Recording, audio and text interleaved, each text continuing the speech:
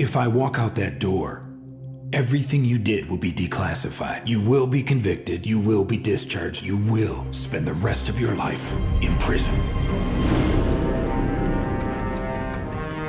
In early 2006, the video game industry was basically being entirely reshaped thanks to an enormous leap in what the technology was capable of. Microsoft had already fired the first shot with the Xbox 360, and Sony's PS3 was a looming monolith-shaped promise on the horizon. To the average consumer, the PS2 and the original Xbox were already starting to feel all but totally obsolete. All eyes were fixed on the 720p glow of the next gen, waiting for the cinematic immersion we'd been promised for years.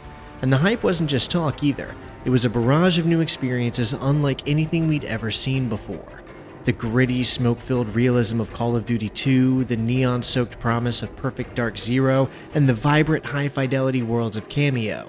Even the staples were evolving. Tony Hawk's American Wasteland, Need for Speed Most Wanted, and the brutal corridor shooting of Quake 4 were all screaming for our attention. And all of that was just the launch titles of the Xbox 360 alone. The era of the PS2 and the original Xbox felt like it had already reached its logical conclusion. The sun was setting on the 480i generation, and thousands of players were looking past their current consoles, wallets open, ready to invest in Microsoft's new flagship. The message from the industry was clear. The past is over, it's time to catch up or fall behind. The world was moving on.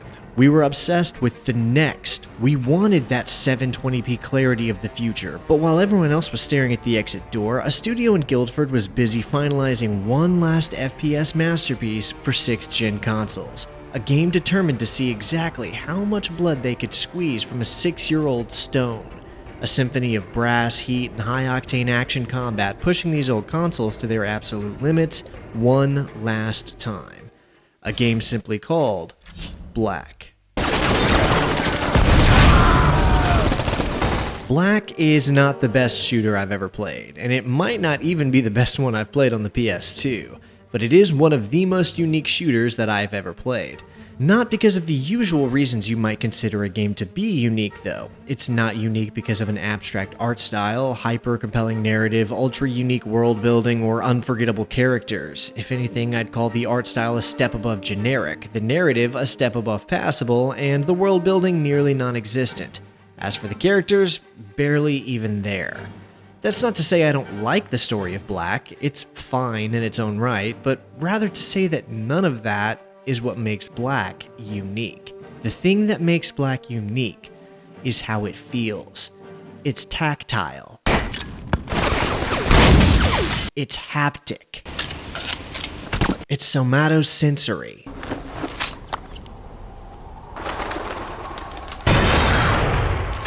Black looks, sounds, and feels so satisfying to play that it captures this extraordinary feeling of stimulation that most FPS games both before and after only ever scratch the surface of. I don't think it would be too difficult to convince most people that most of this footage was from a PS3 or 360 game, assuming they weren't already aware of it, of course. Black is really only good at achieving one major goal, but it achieves it in such stride that I'm surprised I don't see people talk about it more. From what I see, the design philosophy of this shooter has been optimized and boiled down to a heavy focus on 3 major pillars: the aesthetic of the world, the sound of the world, and the destruction of the world. The shooting gameplay and movement feels fine, but it's not living or dying on complex movement mechanics or dialed-in, fast-paced aiming and pulling the trigger. The level design is great, but again, it's not groundbreaking. The story is fun and a little bit unique, but it's clearly kind of a tacked-on mess. So what makes Black so interesting and worthwhile are those 3 pillars I just mentioned, having everything to do with how the game treats the world you're in and how much power it gives you over that world. But before we go into those 3 pillars, I'd like to quickly shout out my Patreon and memberships for those of you who resonate with the kind of retro video game content I make on my channel. I'm now posting monthly content of short video game reviews from my backlog, most recently the Heretic Hexen Remaster and Baldur's Gate Dark Alliance. And then I take suggestions on games to add to my backlog from patrons as well. For my YouTube members, you guys get access to members-only monthly check-ins to hang out and get some behind-the-scenes action on what I'm working on. Thanks for your consideration, everyone. The developers over at Criterion made it very clear from the get-go that they wanted to prioritize cinematic satisfaction over realistic authenticity, which essentially translates to mean that Criterion does not care that an M16 cannot physically hold 95 rounds at once in a standard magazine. They're going to give you 95 rounds per mag anyway. How does this work? Also, Criterion doesn't care if a weapon is capable of single, burst, and automatic fire in real life. The overwhelming majority of your weapons will be capable of all three regardless, and some that have multiple modes will be intentionally stripped of them as well. Your protagonist will cock the hammer of the Magnum back between every shot, whether it's needed or not. Why? Because it's sick. That's why. Black's first-person perspective tries to offer players a kind of tactical ASMR that prioritizes satisfaction over realism. Playing this game for more than 5 minutes will immediately show you how hard the devs tried to make it feel like an interactive blockbuster action movie played out on a PlayStation 2. See, real war is messy, unpredictable, and honestly tragic, which is why Criterion didn't try to make a realistic war game. Instead, they tried to emulate the kind of war someone would have seen on a VHS tape in 1988. Other war games at the time, like Ghost Recon or Battlefield, were still trying to chase military realism, but Black was built on the rule of cool. Criterion were already well known for their spectacular execution in the racing game genre with the Burnout franchise, and that confidence bled over into this game with a singular mission statement: do for shooting what Burnout did for racing. Tear it apart. And that's a quote, by the way. They wanted the firearm in your hands to feel like it was the main character. It was, to be honest and for lack of a better word, a fetishization of machinery over reality. Take the Spas 12 for example. In real life, it's a dual-mode shotgun capable of both semi-automatic and pump-action fire. In Black, it's strictly pump action. Again, you might ask, why? Because the developers decided the mechanical clack-clack of the pump was more satisfying than the reality of semi-auto fire on a shotgun. They even gave the AK-47 an unrealistic bolt hold open just so the character could dramatically cycle the rifle every time he slammed in a fresh mag. Part of the reason the weapons sound so much crunchier and more cinematic than a lot of other games is because Criterion didn't record real guns at a range. A lot of times when games do this, the result ends up sounding kind of thin. Instead, they sampled the Hollywood soundstage. Notoriously, the MP5 in Black samples the sound of Bruce Willis's submachine gun from the movie Die Hard. Similarly, the pistol samples Jack Bauer's pistol from 24. Criterion understood that to match the intensity they'd achieved with Burnout in a shooter game, they'd have to ignore realism and instead emulate cinema. But this brought up a problem. In a game this explosive, having 15 Hollywood-grade weapons firing all at once creates a wall of noise that turns into an unintelligible mess. To solve this, Criterion sound designers invented a technical masterpiece they called the Choir of Guns. Instead of every rifle sharing the same sound, the engine assigned each enemy a different quote-unquote voice. One would fire at a high pitch, another at a medium, and a third at a low bass note. This brilliant solution allowed the gunfire to breathe alongside the game's orchestral score. Sound designer Chris Sweetman worked alongside the sound designer from Burnout Revenge, Lewis Griffin, to come up with how to go about making the weapon sounds resonate in a pleasing way. Sweetman said in an interview, quote, "His ingenious idea was to use a broadband phase EQ to split the frequencies of the weapon sound. The high-frequency portion would play off the EE, another part of the CPU, uncompressed, and the low-frequency component would play as per the norm on the sound RAM." End quote. This auditory finesse earned the game a BAFTA nomination for Best Audio and secured the Develop Industry Excellence Award for Best Art and Sound. This prestige was bolstered by a soundtrack co-composed by Chris Tilton and the legendary Michael Giacchino, recorded with a full orchestra at the iconic Newman scoring stage. And although the soundtrack is really well composed, well played, and well recorded, I did frequently feel like the music I was hearing while I fought against these battles was not the most fitting for the edgier, darker atmosphere of this game. I had a similar problem with the original Killzone, which honestly this game feels a lot like that, probably because they're both FPS games on the PlayStation 2, but I do feel like Black more closely achieved a better gameplay experience with what it was attempting than Killzone did. Anyways, the point is, although I think the music for Black is really good, it tended to lend itself more to what you'd expect to hear in a traditional World War II game like Call of Duty or something than it did for this grittier, darker, more Black Operations-esque game. But all the same, in an era where most shooters were content with a simple bang bang, Black was composing a masterpiece of sound one bullet at a time.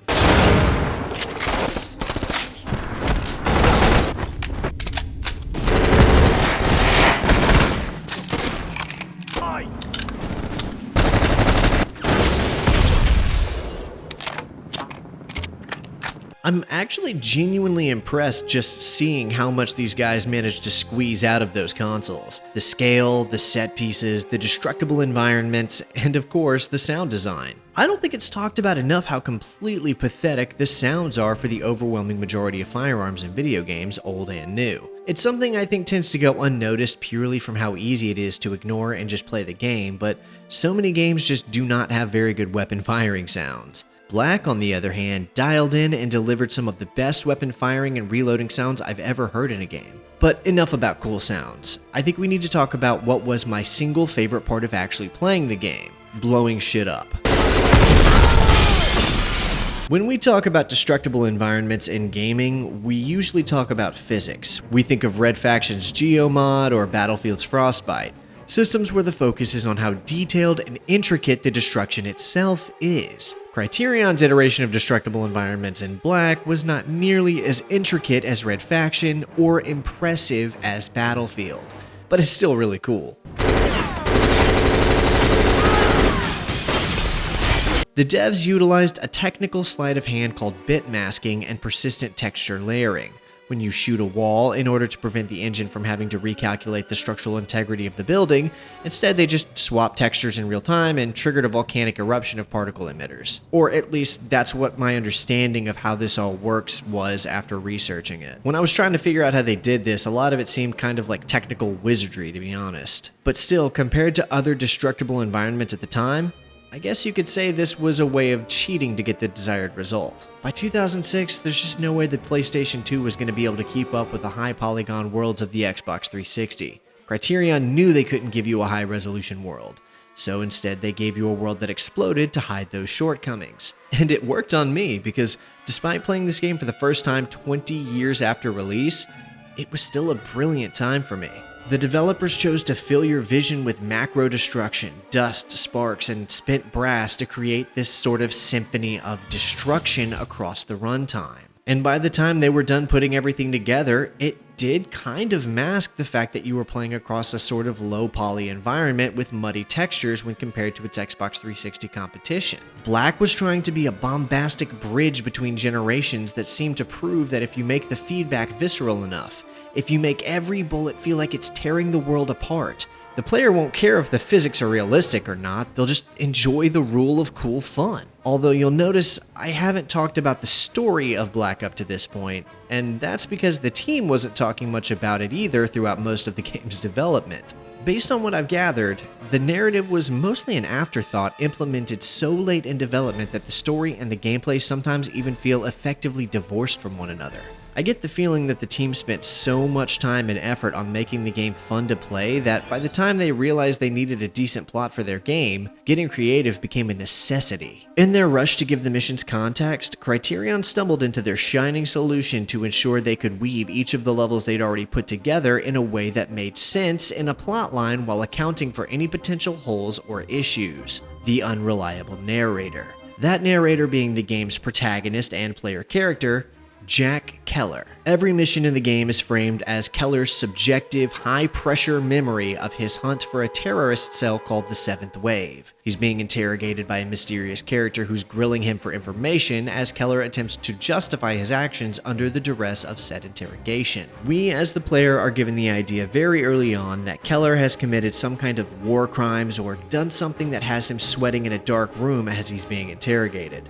The game also used this storytelling device as a way of justifying why the player's actions in-game feel like a super soldier when in reality the character we play is just an everyman with a chip on his shoulder. Some games like Halo were offering in-universe explanations as to why the player character was capable of mowing down hundreds of enemies without trouble, while others like the original Call of Duty didn't bother and just let the fun be fun. That said, Black's method of storytelling immediately positioning its own protagonist and storyteller as a potential war criminal being interrogated allows for a brilliant explanation to resolve the potential ludonarrative dissonance of this game's over-the-top combat. Why can a single soldier dismantle an entire iron foundry or a heavily fortified graveyard fortress all by himself? Because in all actuality, he probably didn't. What we're playing through in this game isn't the legitimate events that occurred within the game's universe, but rather Keller's PTSD-fueled fever dream. The labyrinthian level design and over-the-top action set pieces begin to make a lot more sense when we realize that what we're experiencing here are Keller's own internal action movie memories of himself.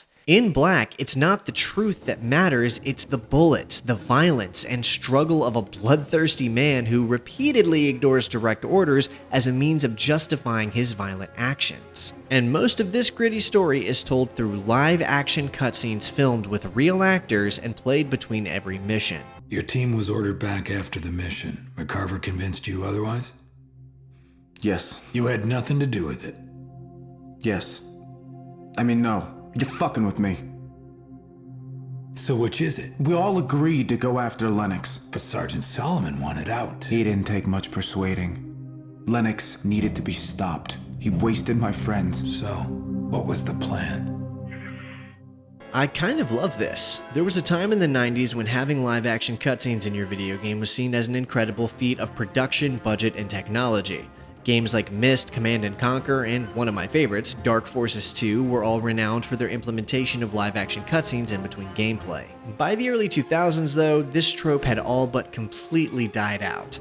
The advancement of 3D models and animation made the experience feel more seamless and consistent without the cognitive dissonance of jumping between real actors and in-game polygonal models. The point of saying that is to emphasize why it caught me off guard to see live-action cutscenes in a PS2 game from 2006. And not only that, but we're talking about live-action cutscenes that were handled with such creative and stylistic flair that it winds up tripling the game's personality by the end of it. With that said though, remember that I mentioned the live-action cutscenes in Black were a late-stage solution to a major developmental problem in that the game originally had basically no story. Director Alex Ward initially envisioned a kind of radio play-style storytelling strategy where the plot was told purely through voiceovers over a literal black screen, which I do think could have been kind of cool, but it also would have definitely felt tacked on compared to the high-intensity live-action cutscenes we eventually got. Once Criterion realized that they needed to do more for their game's story than play some audio logs over a black screen, they sought out and hired Joseph Hodges as the cinematic director for the project. Hodges was the production designer for the hit TV series 24 at the time, which served as one of the primary tonal inspirations for the game's cutscenes. Apparently someone knew someone else, and Hodges was actually excited to be involved in the project. Very quickly, Hodges formed a vision for what these cutscenes could look like stylistically, and that visual style was heavily modeled after the action painter cinematography of director Tony Scott,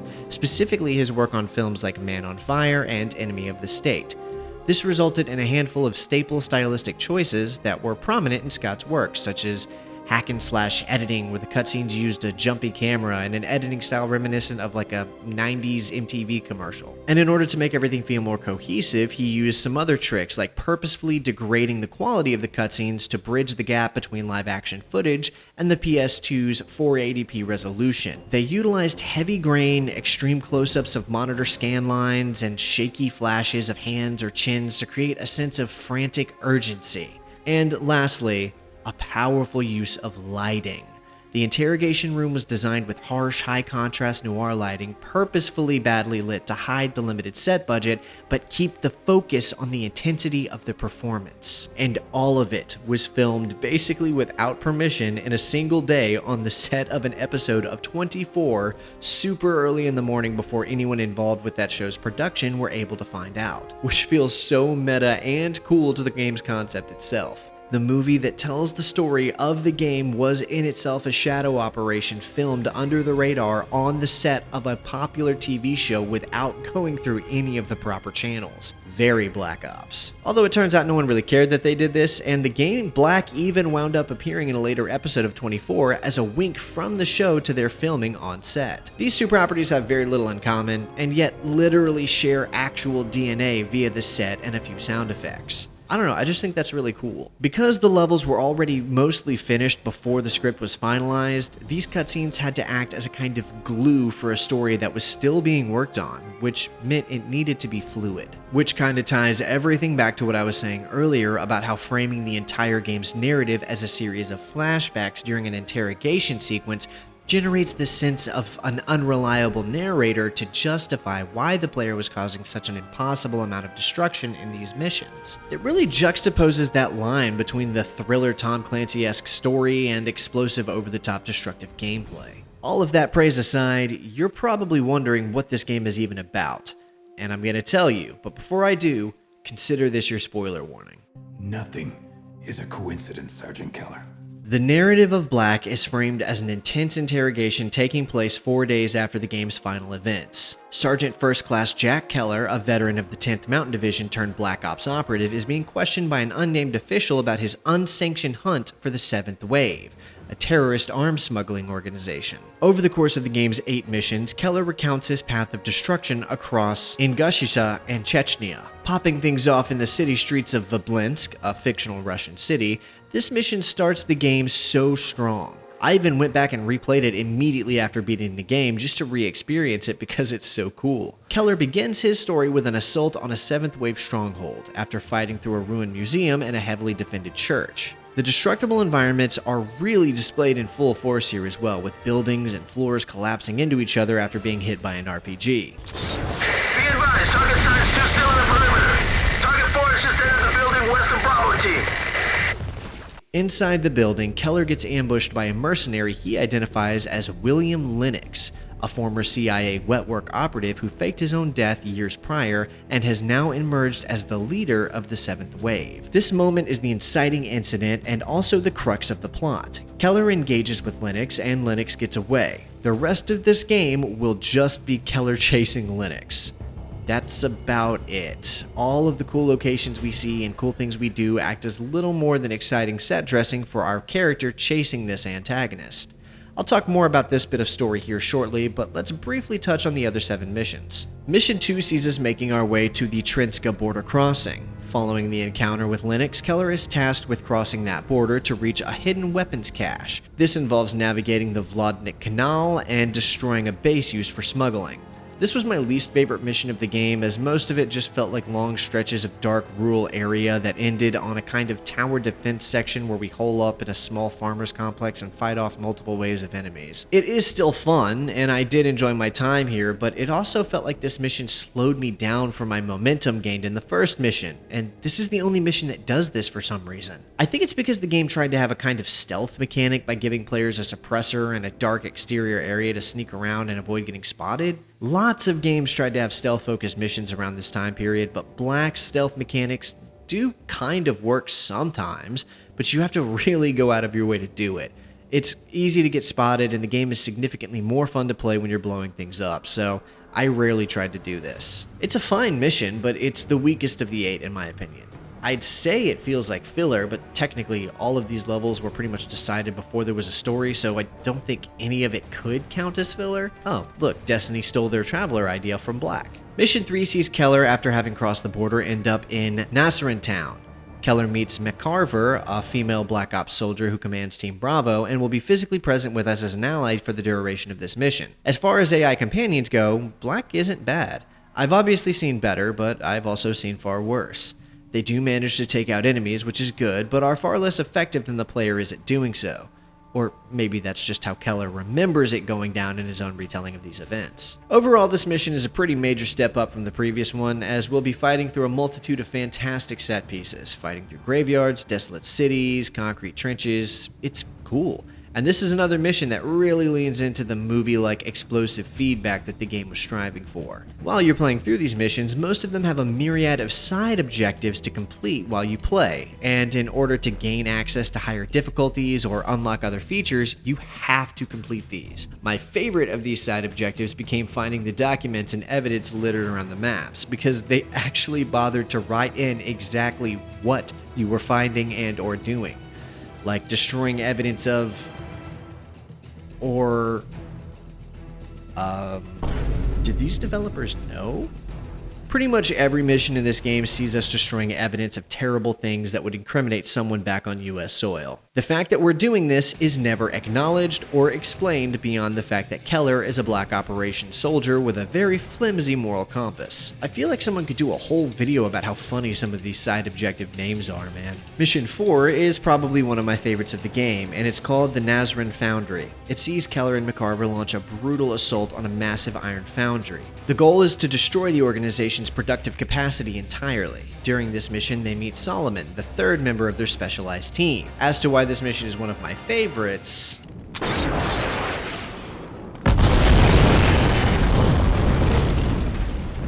Mission 5 sees our now united squad assault the Tivlis Asylum.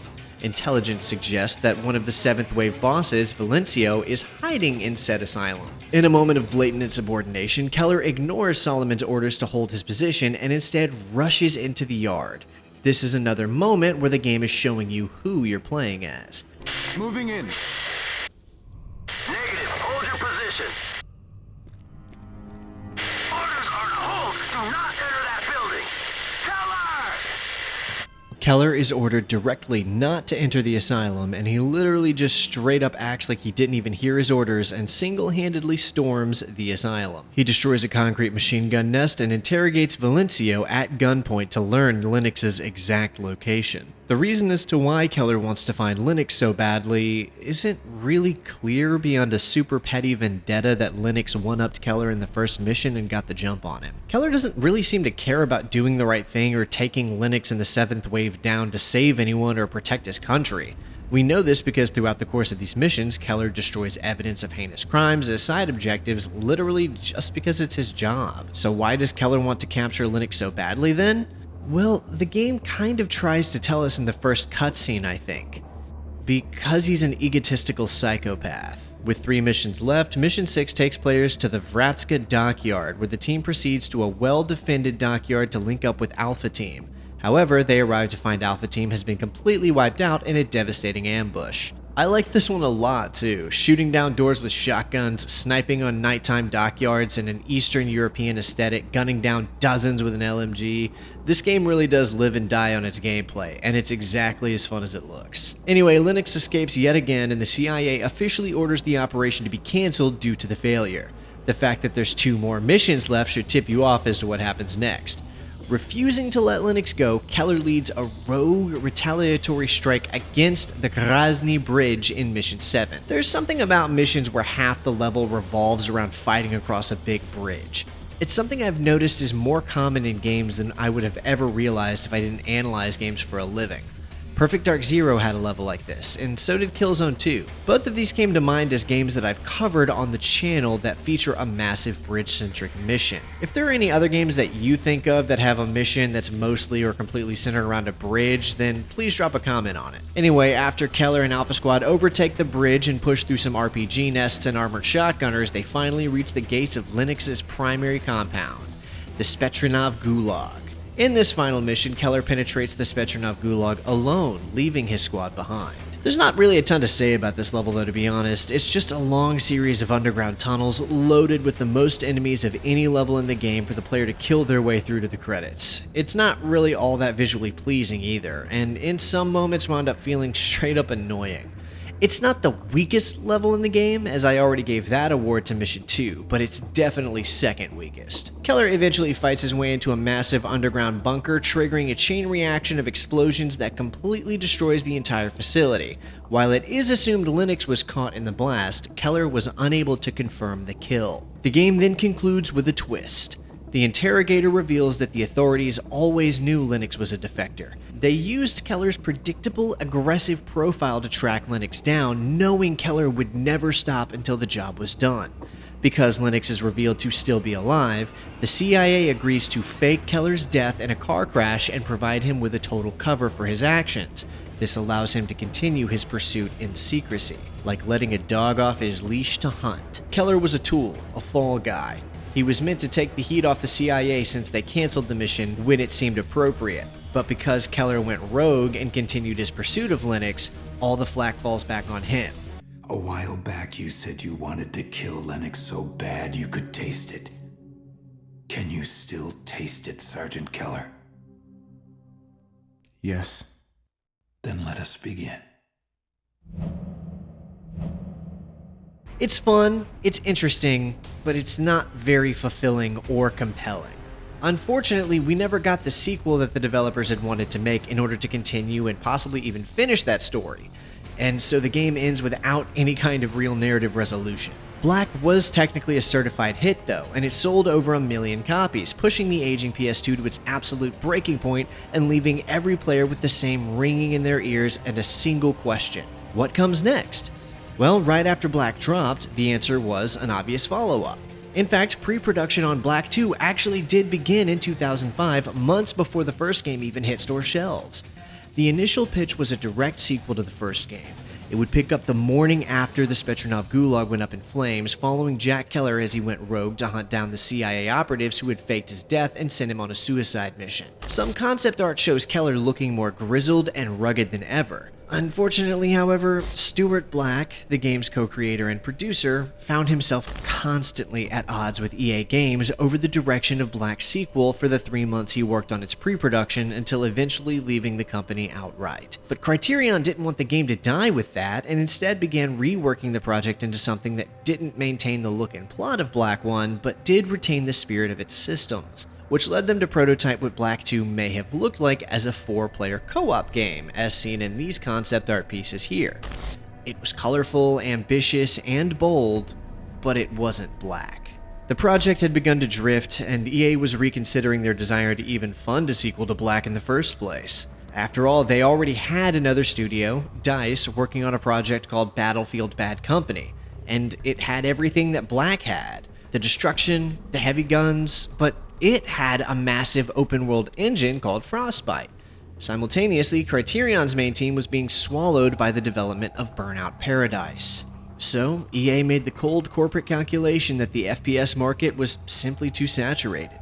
They didn't see where Black 2 fit into a world of Battlefield and Call of Duty. By late 2006, the project had been quietly shelved, and beyond these 2 quick screenshots of a Black 2 concept trailer that was removed from circulation shortly after being leaked, nothing has been seen from the Black IP since.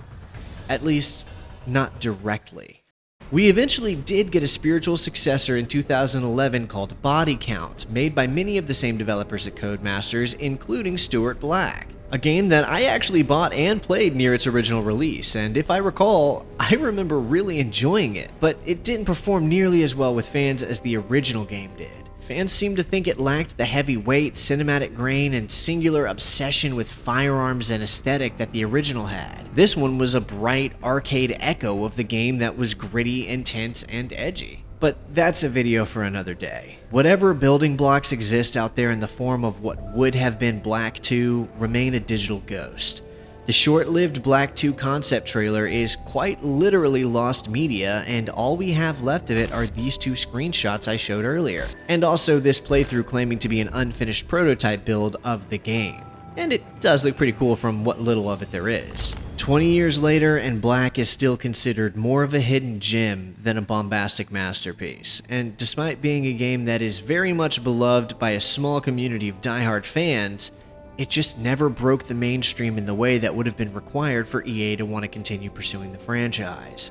Maybe it was the fact that the game released on a generation of consoles that were already on their way out the door, or maybe it was the oversaturation of military-themed FPS games bombarding the market at the time of its release. As for me personally, I've been hearing about Black here and there over the years, but had never actually played it until now for this video. And I did end up really enjoying my time with the gritty Hollywood wannabe world that the devs over at Criterion put together here. The story, of course, was razor thin throughout, very clearly strung together last minute to tie the levels the team were making together with a contextual justification for players to keep playing. There's very little to chew on regarding Black's narrative after the credits roll, but the cutscenes are so enthralling that it's almost enough to trick you into thinking otherwise, which honestly is emblematic of the game as a whole. It's not a game you play for the characters or narrative, nor for realism or an unprecedented gameplay loop. You play Black because it tries really hard to be as fun and cool as possible. Black rejects the notion of being a jack of all trades and instead tries to hone in obsessively on just mastering one. Being a really satisfying first-person shooter that delivers a Hollywood-like cinematic experience on the PlayStation 2 and original Xbox. Did you know there was another underrated FPS game that went deeply under the radar after a very rough 4-year development cycle called Syndicate? And you literally cannot buy it anymore on any digital storefront anywhere, despite having been available online for years after its release. You can learn all about that by clicking here to watch the video I made about it. As for Black, with no PC release or remaster in sight, it's increasingly fading out to the atrophy of obscurity and time. It's fortunate that the game can be easily emulated because the likelihood of ever seeing a re-release of any kind is a shot next to none.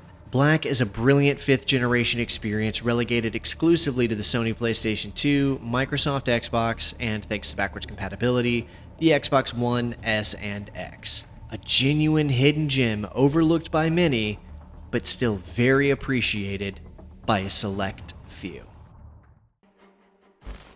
2. I've only seen Aliens. I really need to fix that. What you need, but didn't know it. I'm not tired of the question at all, but the truth is that I may not even be doing a KOTOR retrospective anymore. I'd really like to, but it's just a bigger time demand than this channel is currently able to financially support. Maybe there are a couple of KOTOR related videos I could do that would be less insane. We'll see. I have heard of it, and it's a Monolith game, which I love, though I've never played it. I don't plan to make a video on it anytime soon, but rest assured it is on my radar. Thanks so much everyone for watching, and I can't wait to see you in the next video. I have a lot of really cool stuff planned for the rest of 2026. If you haven't already, please like the video, subscribe to the channel, and hit the notification bell. Thanks again for watching, and I'll see you in the next video.